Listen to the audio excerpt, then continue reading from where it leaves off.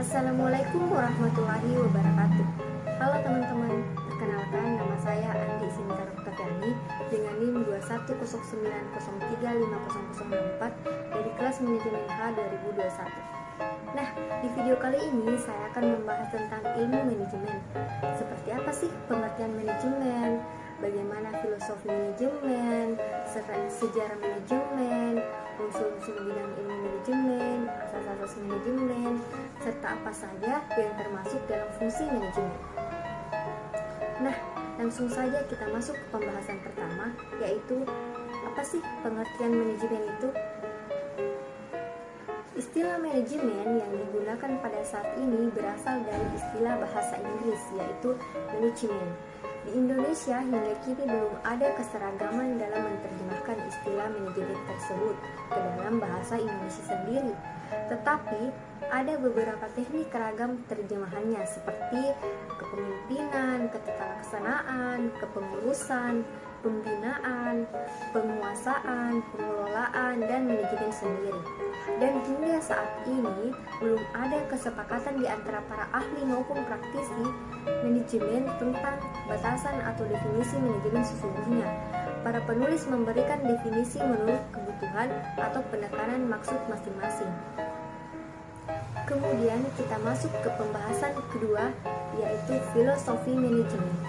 Filsafat manajemen menurut Frederick Winslow Taylor, yaitu manajer akan lebih bertanggung jawab dalam perencanaan dan pengendalian serta dalam menafsirkan kepandaian-kepandaian para pekerja, dan masing-masing menurut aturan-aturan hukum dan formula-formula, sehingga dengan jalan demikian akan membantu pekerja-pekerja melakukan pekerjaannya dengan biaya yang rendah bagi majikannya dan berpenghasilan yang lebih besar bagi burunya.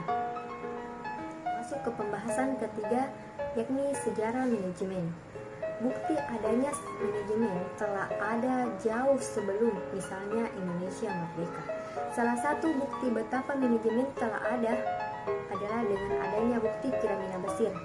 Adanya bangunan piramida di Mesir menunjukkan bahwa pada zaman dulu telah ada serangkaian kegiatan yang diatur sedemikian rupa, mengikuti tahapan-tahapan tertentu yang telah disiapkan hingga bangunan piramida yang megah di tengah gurun pasir dapat menjadi decak kagum masyarakat seluruh dunia dari dulu hingga sekarang. Dan masih banyak lagi contoh bukti yang dapat kita lihat sebagai bukti bagaimana orang-orang terdahulu telah menerapkan manajemen dalam kehidupannya. Manajemen secara keilmuan baru terumuskan kurang lebih di akhir abad 18 atau awal abad 19 Masehi. Di antara tokoh yang mula-mula memperkenalkan manajemen secara keilmuan adalah Robert Owen dan Charles Babbage. Owen merupakan seorang pembaru dan industrialisasi dari Inggris yang menyatakan perlunya sumber daya manusia di dalam organisasi dan kesejahteraan pekerja. Sedangkan Babbage adalah seseorang ahli matematika dari Inggris, adalah orang yang pertama kali berbicara mengenai pentingnya efisiensi dalam proses produksi. Setelah Owen dan Babbage, ada tokoh-tokoh manajemen lain bermunculan seiring dengan berubah besar-besaran dari kegiatan revolusi industri dan perkembangan kegiatan ekonomi dari satu negara ke negara lain. Ada 3 kelompok pemikiran dalam ilmu manajemen, yaitu sebagai berikut. Kelompok pertama, perspektif manajemen klasik. Nah, perspektif ini terbagi menjadi 2 bagian, yaitu 1. Kelompok manajemen ilmiah atau klasik, kemudian 2. Kelompok manajemen administrasi. Kemudian kelompok kedua, perspektif manajemen perilaku. Kemudian kelompok ketiga, perspektif manajemen kuantitatif. Nah, materi keempat yakni unsur-unsur bidang ilmu manajemen.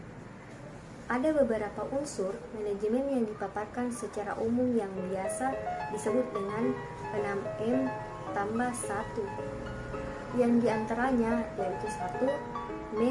Manusia atau orang-orang ketenaga kerja. Kemudian kedua, money, uang yang dibutuhkan untuk mencapai tujuan yang diinginkan. Kemudian 3, mesin atau alat-alat yang diperlukan untuk mencapai tujuan. Kemudian 4, metode.